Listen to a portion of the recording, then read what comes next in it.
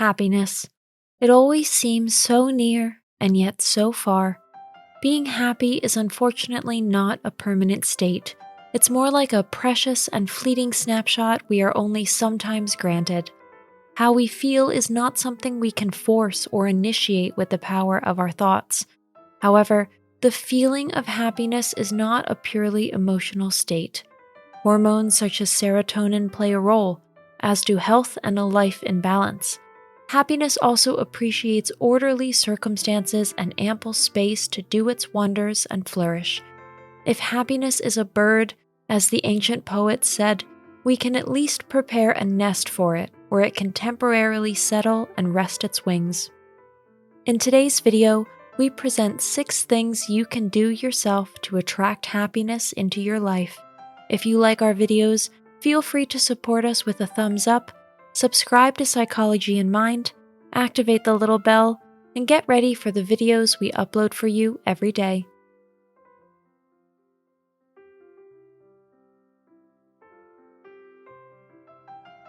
Number 1. Unhappy at work? Use actions instead of words. Your work week consists of Fridays. On Saturday, you have a stomach ache when you think about Monday. The fact that 8 hours is not a whole day has not comforted you for a long time, then it's time to re-examine your livelihood. We spend a not inconsiderable amount of our precious lifetime at work. There, very few of us just do our job like on an assembly line, but we're also exposed to interpersonal interactions and, time and again, the odd drama. That's only natural. After all, it's called a workplace, not a living room or a regular pub. Nevertheless, it is advisable to pull the emergency brake at a certain level of suffering. No one can take this decision off your hands, and it won't help if you're constantly nagging your loved ones about how much your job is annoying, stressing, or scaring you. However, you should think twice about skipping work, unless you are financially independent or can rely on the help of partners or family. If you're going to take action here, carry out an orderly withdrawal along the following lines. Step 1. Calculate your fixed costs and think about where you might be able to save. Step 2. Start looking for an alternative, unobtrusively but steadily. Step 3. If you can't see the forest for the trees yourself, get professional help. A therapist or a life coach will give you just that, an objective view from above, or rather, from the outside. You can't do anything wrong unless you do exactly that by doing nothing. Number 2. Indulge in the sleep of the righteous and happy. Numerous studies have proven it. Sufficient good sleep not only strengthens our immune system, it also has an extremely positive effect on our mood. Depression and bad moods have been proven to have less chance thanks to restful sleep. Try to use your bedroom, if possible, really only for sleeping. The first most wonderful activity in the world excluded, of course. A TV, laptop, ironing board, and so on have no place in your bedroom. You should be able to black it out completely. Your body needs the illusion of night to get into quality, deep sleep. If possible, remove all electrical devices from nightstands and the like.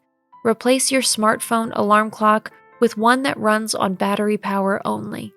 You'll soon feel the difference and be able to spend restful hours in Morpheus's arms. These will give you the ideal conditions for a high the next day. After all, feeling good is a prerequisite for feeling happy. Number 3. Exercise in the fresh air. Your body isn't made for sitting and lying down. Humans are meant to live a life of movement. This doesn't have to be a bone-chilling workout. Just taking a brisk walk for an hour will stimulate a circulatory system, boost serotonin production, and get you sweating profusely. All these purely physical processes have a direct influence on your psyche. Use the shower afterwards as an instant meditation that washes away all negativity. Number 4. Happy is he who does good.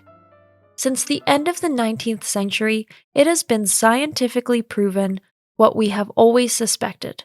Social engagement is less an act of charity than of self-love. The sociologist Thorstein Veblen pointed out these facts to our affluent society in a striking and unsparing way in his cult book, The Theory of the Leisure Class. The good deed comes back to us in time, like a beautiful boomerang in the form of feelings of happiness. Try it out. You don't even have to leave the house. Thanks to online banking, you can do good anytime from your sofa, good feeling guaranteed. If you'd rather pitch in and volunteer yourself, don't be too naive about it. It will make you happy in the long run, but you shouldn't expect gratitude. Number 5, surround yourself with mood music. This tip is simple, old, but still good. Music can put us in an emotional high or make us fall into a deep black hole, depending.